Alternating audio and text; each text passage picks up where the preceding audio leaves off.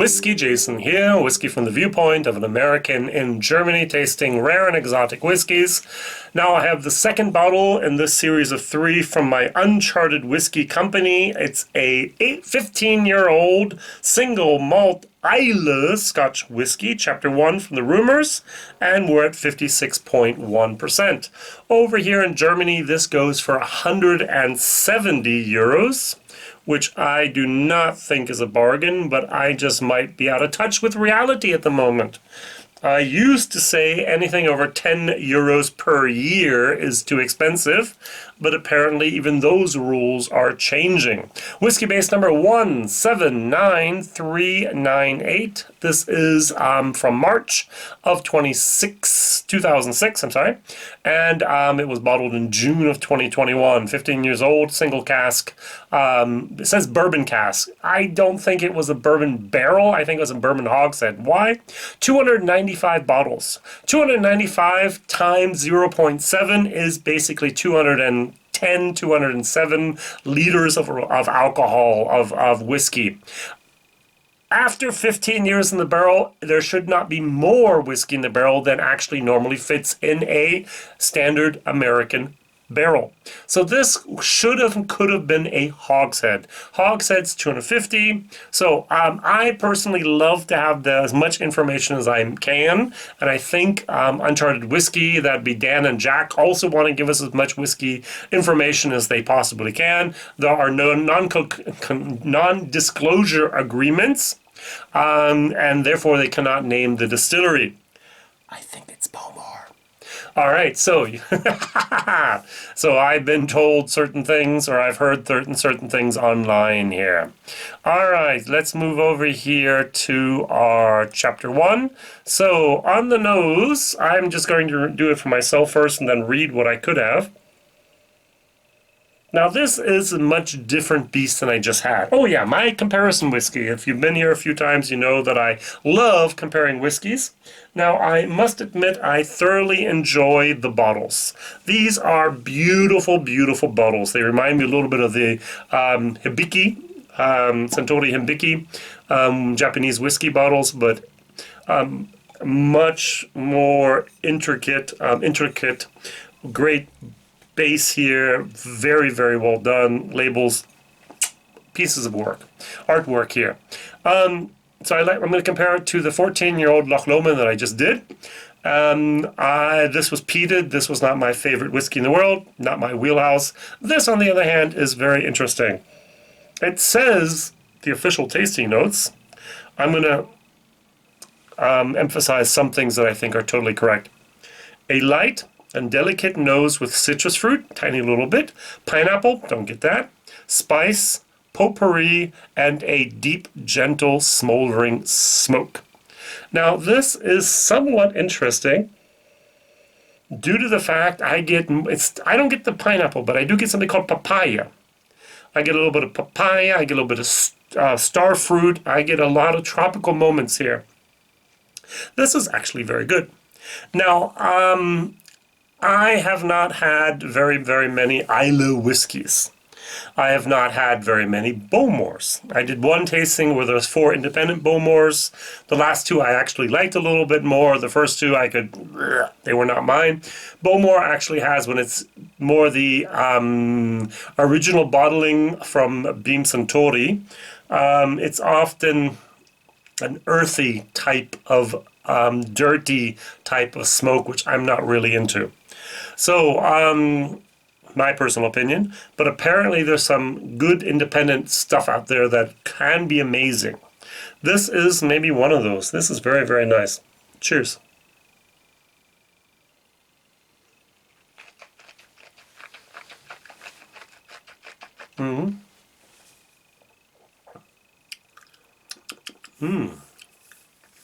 I like. There's a sweetness. There's a tropical fruit. I'm going to add watermelon to my papaya and to my star fruit. And there's a sweet smoke here. This is more of a complex, dirty is wrong, chimney, a bonfire type of smoke. Bonfire smoke with a little bit of a dark chocolate plus a tiny little bit here of a yeah, smokehouse, exactly. The smoked ham moment. Smoked ham and the bonfire and a little bit of dark chocolate. This is sweetness with a wonderfully supportive type of light smoke. If I were to put these in the ppm realms, I would be over here at 30 plus, maybe 35. I'd be over here at 15, like half the amount. It might just because it's a couple of years older, 15 versus 14, 1 year older, but it just might be the way they made this whiskey to taste like this. It's wonderful. I like this. This is going to be a C++ B- whiskey in my book. 169 euros, D. I'm not willing to pay that much money for this same experience again, but maybe some of you are. My question of the day is what, and then listen, wait for it, what single malt Islay whiskey, 12 years plus at cask strength, can you recommend? And please, if you could, write down your local prices for that whiskey today. Not what I paid 10 years ago when the bourbon or the whiskey boom was not happening. What would be the price to replace that bottle today? And I want to have mystery malts. So I don't want anything where it's an official distillery bottling. I would like to have mystery malts. It could be a Scottabus. It could be something from, I don't know, let's go for Douglas Lang, or it could be something from Gord MacPhail or from Signatory, or even Springbank sometimes have some interesting signals, interesting secret malts out there. Cadenheads or Cadenheads, as they like to say. Doesn't matter. Write down what you think is a good single malt Islay Scotch whiskey, cask strength, 12 years plus, from an independent bottler. Could be a single cask, could be a series, whatever. What is the price? Am I totally wrong to say the 169 euros are out of this world, or is it just my loss of touch to reality at the moment with the prices skyrocketing? I don't know. So I'm going to add a tiny little bit here, 3 drops. 3 drops in total. So they say that there's a burst of sweet tropical fruit, papaya, pineapple, and pineapple is followed by pineapple, very good people, is followed by rich sweet smoke and a fragrant and delicate smoke lingers in the mouth, long outlasting the sweetness. Tropical fruit with soft pepper and spice smoldering long after the dram is gone. Actually, for me, the sweetness almost lingers longer than the smoke. And I think that the sweetness and the smoke actually form a bond that is very strong and very, very supplementary. Cheers.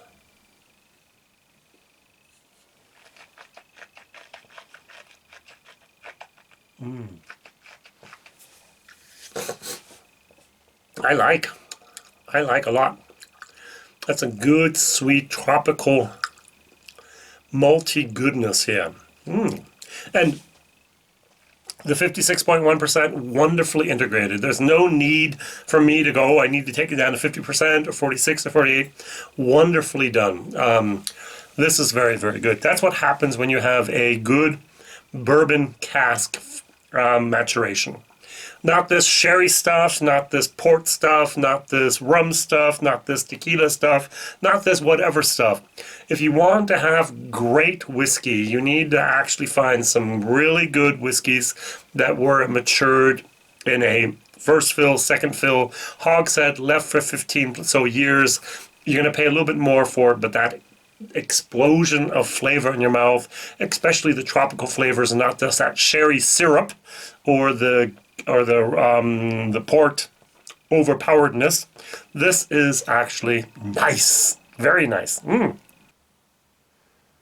Oh, and by the way, I wanted to have a little bit of a comparison here to the Loch Lomond. So the interesting thing about this is 86 euros, this is 170 euros. Wow, big price difference. And the smoke is totally different. Let's watch.